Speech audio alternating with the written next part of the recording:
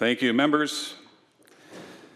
In the Senate standards of conduct that every member of this body has received, the first resolution is, quote, that each senator shall conduct himself or herself so as to justify the high trust reposed in him or her by the people and to promote the public confidence in the integrity of the Senate, unquote.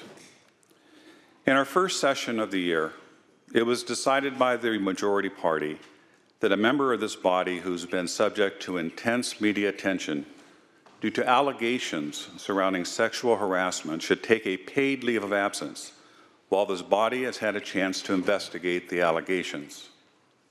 After that decision, which was made without the consultation of the minority party, I believe we were all somewhat surprised to read in the media that a member who agreed to take a paid leave of absence was still conducting business in and around the state capitol. Even worse, the reports I've heard allege that our colleague has been going to parties, receptions, holding court with lobbyists and others at downtown restaurants.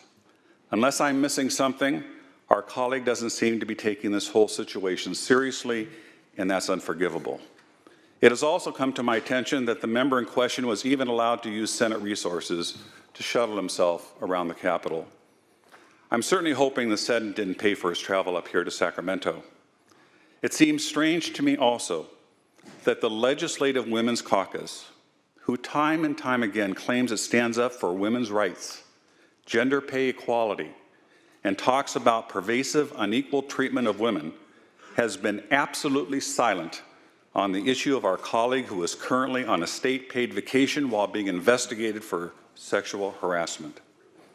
A resolution calling for the expulsion of the senator under investigation is currently being held in Rules Committee, but I've heard nothing from the Women's Caucus. Why has the resolution been held in the Rules Committee?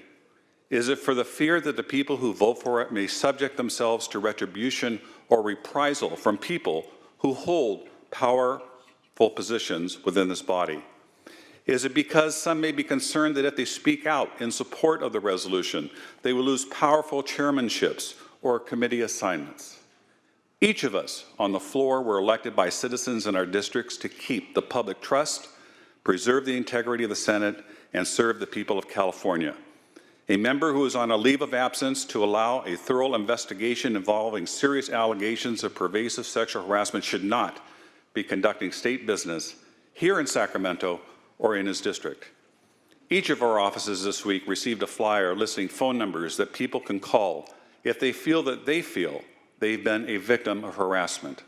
I'm hopeful our staff and people who do business with the Senate feel confident that they will not be retaliated against or face retribution for harassment. Mr. President, sexual harassment should never be tolerated. Those who report it should be totally shielded and protected against retaliation or retribution for speaking out. Finally, my sincere hope is that the Legislative Women's Caucus will start standing up for the women it claims to protect and join the efforts to ensure senators aren't allowed to prey upon vulnerable staff, fellows, or interns by openly speaking out against sexual harassment, even if the alleged perpetrator is a Democrat. In quoting Martin Luther King, it is always the right time to do the right thing. I'm asking the Women's Caucus to do the right thing. Thank you, Mr. President.